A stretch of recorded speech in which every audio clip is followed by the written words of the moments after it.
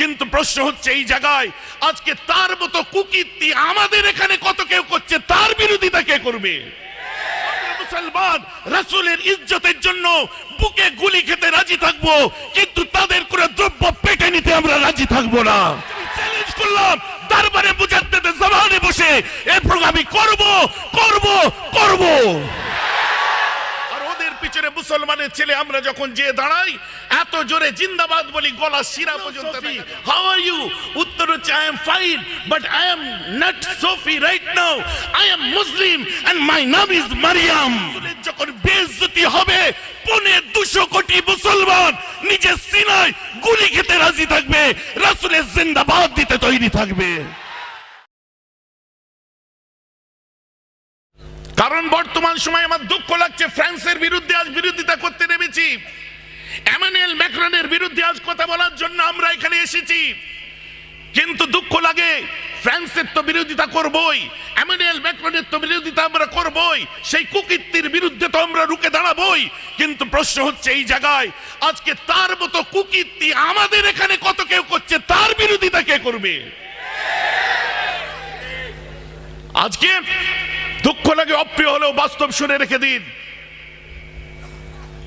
যে আমরা প্রতিবাদ করছি এমানুয়েল ম্যাক্রনের, রাসূলের ব্যঙ্গচিত্র অঙ্কন করেছে, তার ইজ্জতকে নিয়ে খেলা করেছে।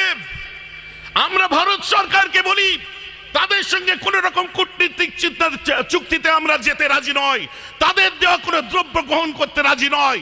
আমরা মুসলমান রাসূলের ইজ্জতের জন্য বুকে গুলি খেতে রাজি থাকবো, কিন্তু তাদের কোনো দ্রব্য পেটে নিতে আমরা রাজি থাকবো না। আমাদের আরো আজ শপথ করতে হবে, আজ আমরা বরদাস্ত করে নেব নিজের মায়ের বেইজ্জতি, আমরা বরদাস্ত করব বাপের বেইজ্জতি, আমরা বরদাস্ত করব আমাদের স্ত্রীদের বেইজ্জতি, আমরা বরদাস্ত করব পৃথিবীর সব বেইজ্জতি, কিন্তু আমিনা লাল নবী বেমিসলে বেমিসাল আমার রাসূলের যখন বেইজ্জতি হবে 250 কোটি মুসলমান নিজের সিনায় গুলি খেতে রাজি থাকবে, রাসূলের জিন্দাবাদ দিতে তৈরি থাকবে।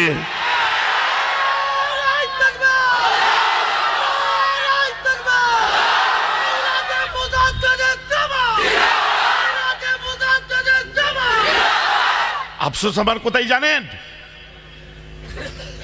যতক্ষণ পর্যন্ত রাসূলের এই বারবার হয়েছে, এগুলো ক্ষণে ক্ষণে সময় সময় এগুলো হয়েছে, এটা আজ প্রথম নয়, দীর্ঘদিন ধরে চলে আসছে। নূরে হক শম্মে ইলাহি কো বুঝা সকতে হ্যায় কোন, প্রথম থেকে বলি, नूरे हक शम्मे इलाही को बुझा सकते हैं कौन, जिसका हामी हो खुदा उसे मिटा सकते हैं कौन। फानूस बन के जिसकी हिफाजत हवा करे, फानूस बन के जिसकी हिफाजत हवा करे, ओ शमा क्या बुझेगी जिसे रोशन मेरे खुदा करे। কোথায় আপনি কি করছেন? দুঃখ লাগে কি জানেন? গত রবিবার করোনা ধোঁয়া তুলে দিয়ে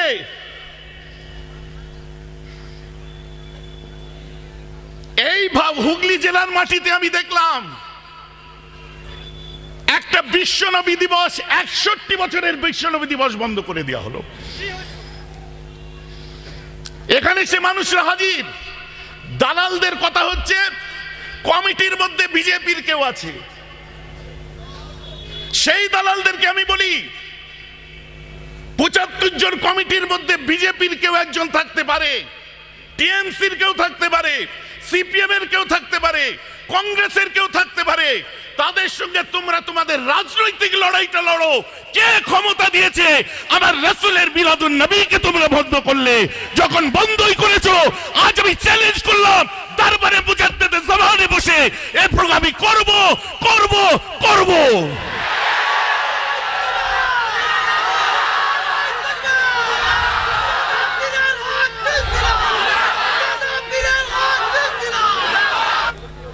কারণ আমরা সেই রাসূলের উম্মত, যে রাসূল আমাদেরকে প্রতিরোধ করা শিখিয়েছেন, ভালোবাসতে শিখিয়েছেন, বিরোধিতা করতে শিখিয়েছেন, ন্যায় প্রতিষ্ঠা করতে শিখিয়েছেন, অন্যায়ের বিরুদ্ধে রুখে দাঁড়াতে শিখিয়েছেন। যে রাসূল আমাদের সামনে রেখে গেছেন তার 63 বছরের জীবন আদর্শ, সেই জীবন আদর্শকে সামনে রেখে কিছু কিছু করে কেউ কেউ যদি আমরা নিতে পারি, আমাদের জীবন আবাদ হয়ে যাবে, জানবেন। তো আজ মুজাদ্দেদে জামানের দরবারে এসে বসেছি। মুজাদ্দেদে জামানকে আমরা অন্য কোনো কারণে ভালোবাসি না। আমাদের ভালোবাসার কারণ হচ্ছে যে তিনি আমাদের শেখ শুধু নয়, তিনি ছিলেন যুগ প্রবর্তক তথা সমাজ সংস্কারক। ভারতবর্ষের মাটিতে আমরা জন্মগ্রহণ করেছি, পশ্চিমবঙ্গের হুগলি জেলায় আমরা জন্মগ্রহণ করেছি। প্রতি 5 বছর অন্তর একাধিক নির্বাচন আমরা দেখতে পাই। আর এই নির্বাচনের অ্যাটমসফিয়ারে আমরা দেখি শীততাপ নিয়ন্ত্রিত গাড়ি বাড়ি ছেড়ে দিয়ে নেতা মন্ত্রী এমএলএ এমপি দলেরা আমাদের রাজ সড়কের উপরে খালি পায়ে চলার গরমের দিনে প্রস্তুতি নেয়। কারণ তার উদ্দেশ্য হলো ভোট। সারা বছর দেখা সাক্ষাৎ পাই আর না পাই, ভোটের সময় তাদের চাঁদ মুখটা দেখতে পাই। আর ওদের পিছনে মুসলমানের ছেলে আমরা যখন যে দাঁড়াই, এত জোরে জিন্দাবাদ বলি গলা শিরা পর্যন্ত দেখা যায়। সিনাসিস বাবু জিন্দাবাদ, কল্যাণ বাবু জিন্দাবাদ, এই বাবু জিন্দাবাদ, অমুক বাবু জিন্দাবাদ, তমুক বাবু জিন্দাবাদ, গলা শিরা পর্যন্ত দেখা যায়। এখন যদিও ফিকে পড়ে গেছে, এখন আর পচে না।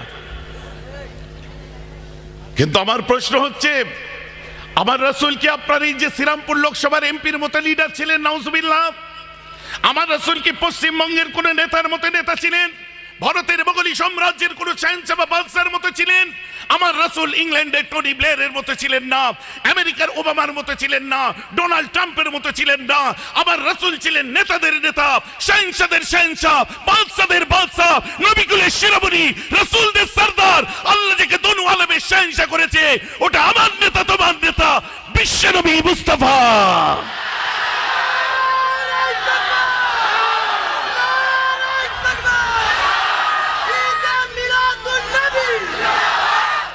তার উপর দরুদের আওয়াজ তুলছেন। নেতারা বারণ করেছে নাকি? লিডার বারণ করেছে নাকি যে ওই সবাই যে বেশি চিল্লাচিল্লি করিস নি, রূপটা দেখে চলে আয়? আছে কোথায়? গত কদিন আগেকার কথা বলি শুনুন। ফ্রান্সের এমানুয়েল ম্যাক্রন একজনকে ওয়েলকাম করার জন্য এই রাষ্ট্রপতি স্বয়ং এয়ারপোর্টে পৌঁছেছিল। নাম সোফিয়া পেট্রোনিন। এই সোফিয়া পেট্রোনিন কে ছিলেন? মন দিয়ে শুনুন, তথ্যভিত্তিক আলোচনা আনারই কথা বলি না। এই সোফিয়া পেট্রোনিন ছিল একজন খ্রিস্টান নান ইসাই। বাসটা একটু পাস করিয়ে দিন তাড়াতাড়ি। এই ছেলেরা বাসটা পাস করাও। সব আমাদের পাড়ারই ব্যাপার, বুঝলেন? বিরক্ত লাগছে? দাঁড়ানো ভাইয়েরা কষ্ট হচ্ছে? সোফি পেট্রোনিন, শুনতে থাকুন, attention please, please attention. Sophie Petronin একজন খ্রিস্টান নাম ছিল, যেমন মাদার টেরেসা ছিলেন। এই সোফি পেট্রোনিনকে আফ্রিকার মালিতে আগুয়া করে নেওয়া হয়।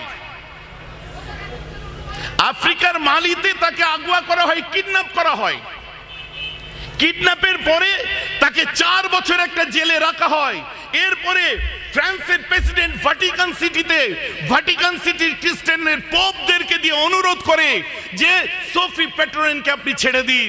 এরপরে তারা অনুরোধ রেখেছে।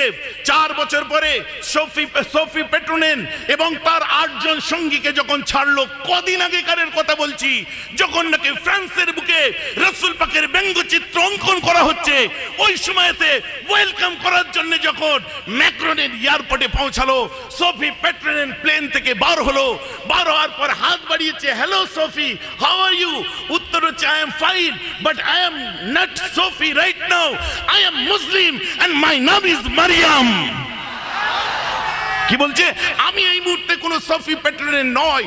আপনি যখন ব্যঙ্গচিত্র আঁকছেন ওখানে, আমি জেলে বসে ধর্ম পাল্টে মুসলমান হয়েছি।